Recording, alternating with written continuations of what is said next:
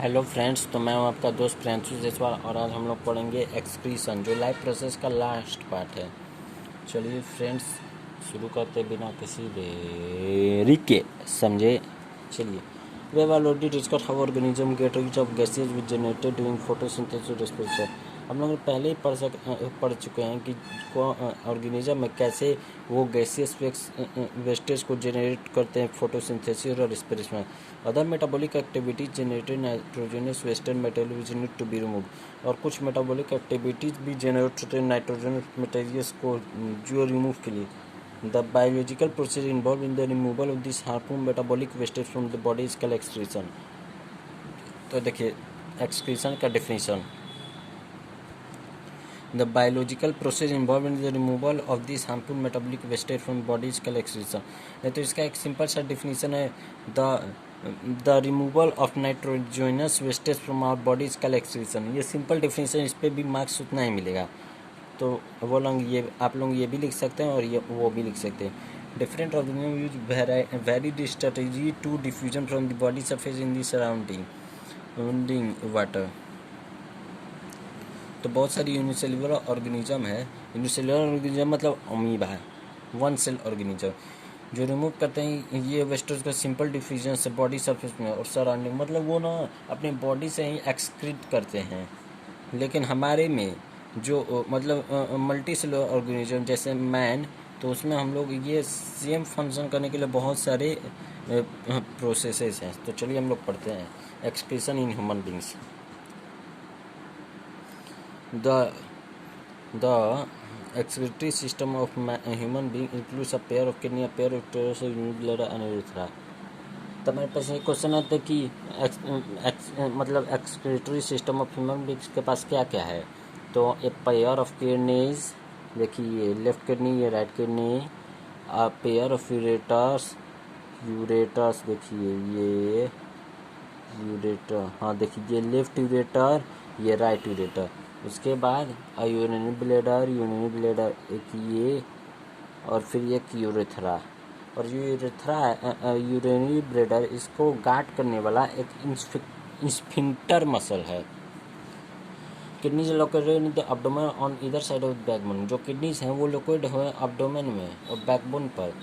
Urine production in the kidney passes through the ureters into the urine bladder where it is stored until it is leaked through the urethra. तो जो urine है वो produce होते हैं इन kidney से, जो पास करते हैं यूरेटर से और यूरिन ब्लैडर में, जहाँ से वो स्टोर होते हैं, जो रिलीज हो सकते हैं यूरेथ्रा से। हाउ यूरिन प्रोड्यूस, तो हमारे पास क्वेश्चन कि यूरिन कैसे प्रोड्यूस होता है। The purpose of making urine is to filter out waste product from the blood.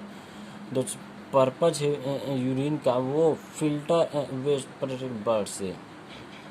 Just as CO2 is removed from the blood in the lungs, nitrogen wastage such as urea or uric acid are removed from blood in the kidney। जैसे CO2 remove होता है blood से lungs में, तो nitrogenous wastage जैसे urea और uric acid वो remove होते हैं ब्लड से किडनीज में। It is then no surprise that the basic filtration unit in kidneys like the lungs is a cluster of very thin wall capillaries. तो ये कोई सरप्राइज की बात नहीं कि जो बेसिक फिल्टरेशन यूनिट है किडनीज का जैसे लंग्स, तो वो क्लस्टर, देखिए यहाँ पर क्लस्टर मतलब बहुत सारे thin wall blood vessel capillaries हों। देखिए ग्लोमेरुल्स को ही हम लोग ईच कैपिलरी क्लस्टर, यहाँ पर जो cluster very thin wall blood capillaries लिखा है वो ग्लोमेरुल्स हम लोग बोल सकते हैं। और ये बाउमन्स कैप्सूल है। Each capillary cluster in the kidney is associated with a cup-shaped endocarp to collect the filter unit। तो जितने भी कैपिलरी क्लस्टर हैं जैसे मतलब ग्लोमेरुल्स, वो किडनी में वो एसोसिएटेड एक कप शेड है इनमें जो कलेक्ट करता है फिल्टर यूनिट को। Each kidney in large number of this filter unit का नेफ्रॉन। तो नेफ्रॉन का डिफिनीशन, ईच किडनी है जो large number of this filtration unit का nephrons in the initial filtrate. और नेफ्रॉन्स को हम ये भी कर सकते हैं कि ना वो स्ट्रक्चरल और फंक्शनल यूनिट है किसका, मतलब एक्सक्रीशन क्या किडनी का, सॉरी जो नेफ्रॉन है वो स्ट्रक्चरल और फंक्शनल यूनिट, मतलब किडनी के सेल्स के लिए हम लोग अलग से नाम देते हैं nephrons. Some are in the initial filtrate such as glucose, amino acids and major amount of water are selectively reabsorbed as the urine flows along the tube.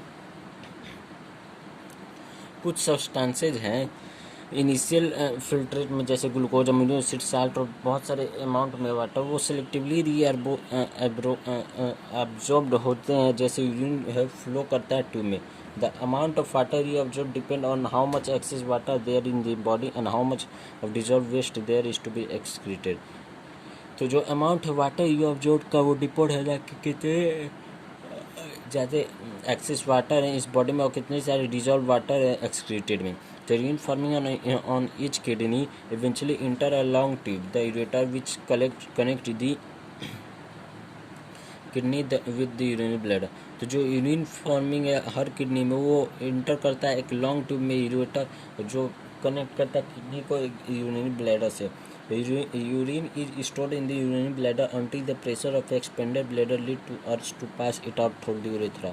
तो जो यूरिन है वो स्टोर होता है यूरिनरी ब्लैडर में जबकि जब तक वो प्रेशर से पास ना हो जाए ब्लैडर में और यूरेथ्रा तक। The bladder is muscular so it is under nervous control. जो ब्लैडर वो मस्कुलर होता है इसलिए वो नर्वस कंट्रोल में होता है।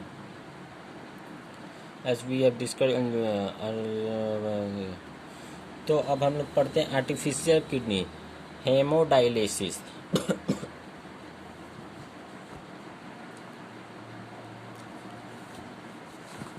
ओके फ्रेंड्स, अब ठीक है। Kidneys are vital organs for survival. Kidney जो वाइटल ऑर्गन सर्वाइवल के लिए several factor like infections, injury और restricted blood flow to kidney reduce the activity of kidney. बहुत सारे फैक्टर जैसे इन्फेक्शन, इंजरी और रिस्ट्रिक्टेड ब्लड फ्लो किडनी का वो रिड्यूस कर देता है एक्टिविटी किडनी का। This lead to accumulation of poisonous waste in the body which can even lead to death. तो ये जो है वो एक्यूमुलेशन मतलब पॉइजनस वेस्ट के लिए बॉडी में, और वो पहले किडनी जो था, मैं आपको एक चीज़ बता देता हूँ कि पहले जो लोग थे मतलब मिडिल क्लास लोग थे या गरीब लोग थे, तो उन्हें जब पैसे की ज़रूरत होती थी वो किडनी बेच के पैसे लेते थे। बट अब इसके लिए भी रूल हो चुका है कि जिसे भी किडनी की ज़रूरत है वो किसी उसके रिलेशन में होगा तभी वो किडनी, और वो अपने मन से किडनी दे रहा है ना कि ज़बरदस्ती, और उसके रिलेशन में होना चाहिए। अब इसके लिए भी रूल आ गया है। An artificial kidney is a device to remove nitrogenous waste product from the blood through dialysis. एक आर्टिफिशियल किडनी एक डिवाइस है जो रिमूव करता है नाइट्रोजनस वेस्ट प्रोडक्ट को ब्लड से डायलिसिस के through. Artificial kidney contain a number of tubes with a semi permeable lining. और जो आर्टिफिशियल किडनी में बहुत सारे नंबर ऑफ ट्यूब्स लिया रहता है उसके पास और सेमी परमिएबल लाइनिंग के साथ।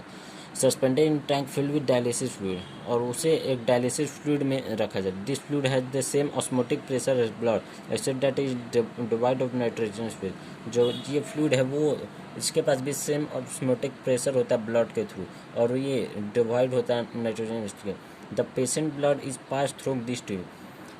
जो पेशेंट ब्लड का वो पास होता है इस ट्यूब से। During this passage the waste product from the blood pass into dialysis fluid by diffusion. इस पैसेज में जो वेस्ट प्रोडक्ट है वो ब्लड से वह पास होता है डायलिसिंग फ्लूइड से डिफ्यूजन से। The purified blood is pump back into the patient. जो प्यूरिफाइड ब्लड है वो फिर से आ जाता है पेशेंट में। This is similar to the function of the kidney but is not different sign, there is no reabsorption involve. ये जो सिमिलर है किडनी का फंक्शन लेकिन डिफरेंट सेंस में देखा जाए तो वो रीअब्जॉर्प्शन इन्वॉल्व है। Normally in a healthy adult, the initial filtrate in the kidney is about 180 litre daily. एक हेल्दी अडल्ट में जो इनिशियल फिल्ट्रेट है किडनी का वो 180 लीटर है। मतलब volume of actually excreted is only litre two. लेकिन देखिए हम लोग जो एक एडल्ट होता है, एडल्ट में 180 लीटर डेली मतलब एक्सक्रीशन के लिए फिल्ट्रेट होना मतलब ज़रूरी नहीं। 180 लीटर किडनी में जो यूरिया होता है और जो वॉल्यूम जो एक्सक्रीट होता है वो सिर्फ लीटर और 2 मतलब एक दिन में 1 या 2 ही लीटर निकल पाता, और जो बहुत सारे लेकिन जितने भी रिमेनिंग फिल्ट्रेट है वो रीअब्जॉर्ब हो जाते हैं किडनी ट्यूब्यूल्स में। चलिए फ्रेंड्स, अब हम लोग पढ़ते हैं excretion in plants. Plants use completely different strategy for excretion then those of animals.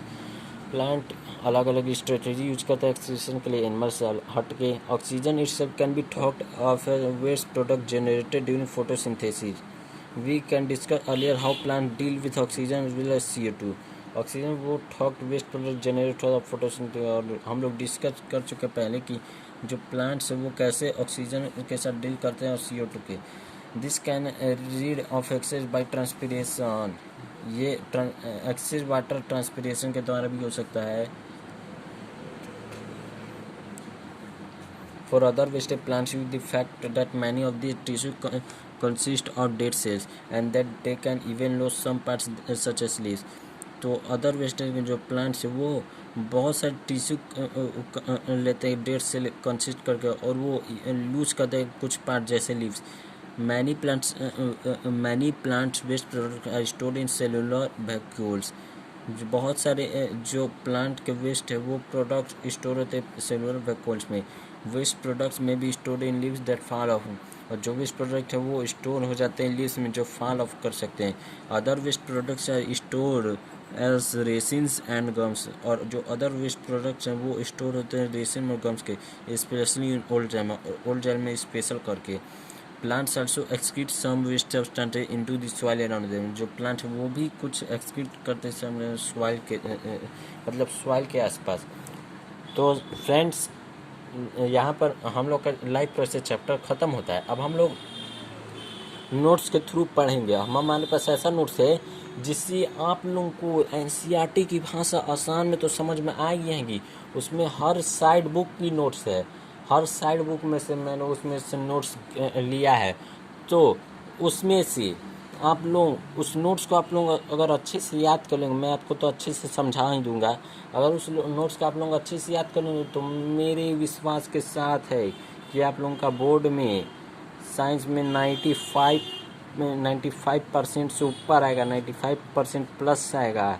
तो वो ऐसा नोट्स है, उससे पढ़ लेंगे ना तो वो NCERT का भी है, इधर का NCERT के लाइन बाई लाइन में क्वेश्चन में भी आप लोगों को बताऊंगा, फिर NCERT सिंप्लीफाइड कराऊंगा, उसके बाद कुछ देखूंगा तो साइड बुक भी कराऊंगा। इस तरह मेरा भी हो जाएगा और आप लोगों का भी, क्योंकि मैं भी 10th में हूँ। तो please thank you, please like share and subscribe my channel. और दोस्तों, आप लोग ये एक्सरसाइज करते रहिएगा। Thank you.